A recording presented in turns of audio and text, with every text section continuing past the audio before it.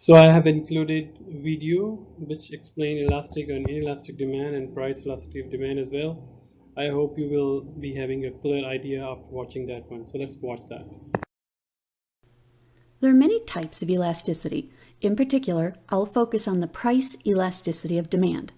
Before I get into specific discussion of elasticity, let me ask you a question. If a business wants to generate more revenue, should it raise the price of its product or lower the price of its product? I ask because I have a friend who runs a children's bookstore, and when she found out that I was an economist, she asked me this question. Well, actually, she asked if she should be giving an educator discount, but what this really meant was that she wanted to know if she should discount or lower her prices. So generally, what would you say? Should a business owner increase prices or decrease prices in order to generate more revenue? The answer, as usual, is it depends. Think about it. When your local electric company wants to raise more revenue, it will enact a rate increase. Yet, when an airline wants to quickly generate additional revenue, it will cut ticket prices. Which approach is correct? They both are. Here's the issue. If I raise my prices, I know that quantity demanded, or the willingness to purchase on the part of my consumers, will drop. That's just the law of demand. But what the law of demand doesn't tell me is how much the quantity demanded will drop. When I raise my price, will my customers be very sensitive to the price increase, cutting back a lot on their purchases? This would be bad for me because I'd lose a lot of revenue. But if I raise my price and my customers only buy a little bit less, not reacting too much to the price increase, this is good. I'd see increased overall revenue. So the crucial issue here is to find out how sensitive my customers will be to a price change.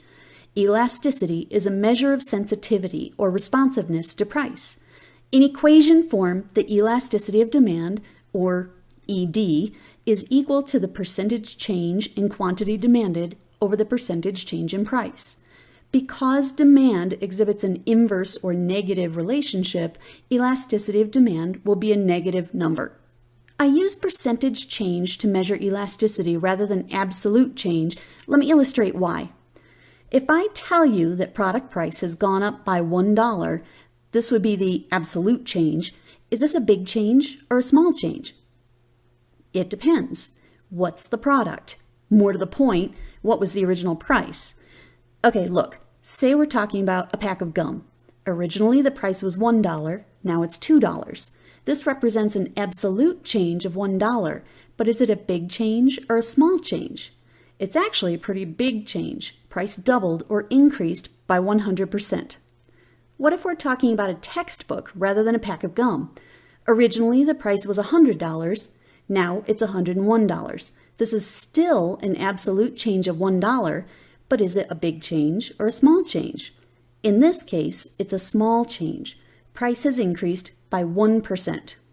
Bottom line is that we need to know not only the dollar amount of the price change, but also how this compares to where we started. Now, technically, the formula for elasticity of demand is the percentage change in the quantity demanded over the percentage change in price, which can be found by taking the ratio of the difference between the new and the old quantities over the average of the new and the old quantities all over the ratio of the difference between the new and the old price over the average of the new and the old prices. Frankly, I've found that if I use this version of the elasticity formula, students' eyes glaze over. People get so hung up on the math that they lose sight of the intuition and what elasticity means. So I'll be sticking to the slightly easier form and will frame my questions for you accordingly. How would you actually use this formula? Take a look at this article about the Clinton administration's proposed cigarette tax policy. If you look at the last paragraph, you'll find enough information to determine the elasticity of demand for youth smoking. Remember, elasticity of demand is the percentage change in quantity demanded over the percentage change in price. The article states that for every 10% increase in price, there's a 7% decrease in youth smoking. This means that elasticity of demand, according to the formula, is minus 7% over plus 10%, or a negative 0.7. Okay, now what do I do? I know that the elasticity of demand for youth smoking is minus 0.7, but what does it mean? The critical component to look at when dealing with elasticity of demand is the magnitude. How big is this number? The bigger the number, the more people respond to the price. The smaller the number, the less people respond to price. The fact that the number is negative only signifies that demand is a negative or inverse relationship between price and quantity demanded. Since I care about the size of the elasticity number rather than the sign, let's make things easier and just look at the absolute value, or the size only, of elasticity of demand. In this example, the absolute value of the elasticity of demand is 0.7. Again, what does this number really mean, and what does it tell us? Ultimately, the key value where elasticity is concerned is 1. In the case of youth demand for cigarettes, the size of the elasticity figure is less than 1. Since elasticity of demand equals the percentage change in quantity demanded over the percentage change in price, this means that the absolute value of this ratio is less than 1. It follows then, in order for this ratio to be less than 1, it must be the case that the size of the price change is greater than the size of the quantity change. What this tells me is that it takes a relatively large price change to initiate a relatively small quantity demanded reaction. In other words, if the elasticity of demand is less than 1, people don't react much to price changes. They're insensitive to price changes, or their demand is inelastic. Question: does this make sense that where cigarettes are concerned, people don't react much to price changes? Note that the article specifies data for youth smoking.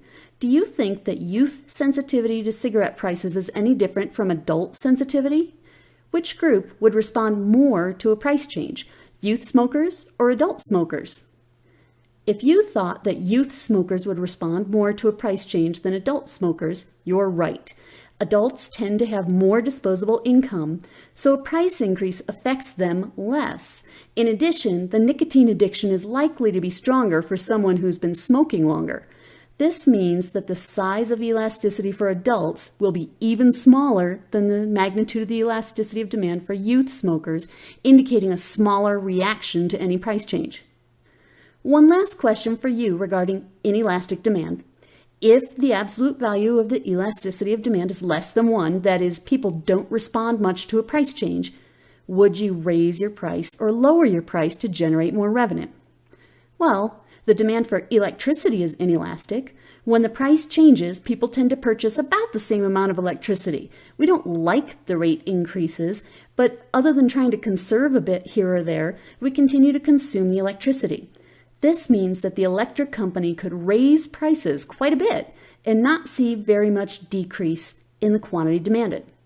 As a result, total revenue, price per unit times the number of units sold, will increase overall. What if the absolute value of the elasticity had been greater than 1? That would mean that the absolute value of the percent change in quantity demanded over the percent change in price is greater than 1, which could only be true if the size of the quantity change is greater than the size of the price change.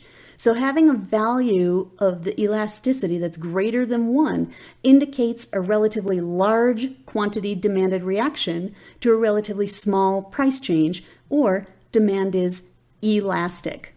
Question: if it's a case that demand is elastic, would you raise your price or lower your price in order to generate more revenue? Answer: well, demand for airline tickets is fairly elastic, meaning that customers react a lot to fairly small price changes. So by decreasing prices a little bit, the airlines will see a relatively large increase in quantity demanded, or ticket sales. Overall, this would yield greater total revenue. Is it possible for elasticity of demand to be equal to 1? Technically it is. If so, the size of the quantity change is going to be equal to the size of the price change. The changes exactly offset one another. That is, a 10% increase in price results in a 10% decrease in quantity demanded, and there would be no change in total revenue.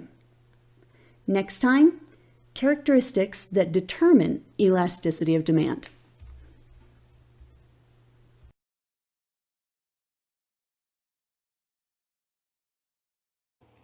Here we go. We have successfully completed our lecture 4 and chapter 5.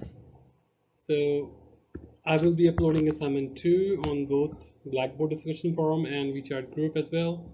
So please do remember the instruction and notes while solve the assignment. Only ePen, like I am doing this, ePen or handwritten assignments are acceptable. No computer soft edited versions are acceptable. Please do convert your pictures in PDF format and make a one file. Or if you cannot do that, then please copy and paste your pictures into Word format, Word file. Make a one file and email me, or either you can WeChat me on my private WeChat ID. Okay, please respect the due date as well. So our lecture is officially finished. So if you have any question, please do write us in our WeChat group or in our Blackboard discussion forum. Okay, until then, see you, take care, stay safe, stay at home, take care of your family. Bye bye.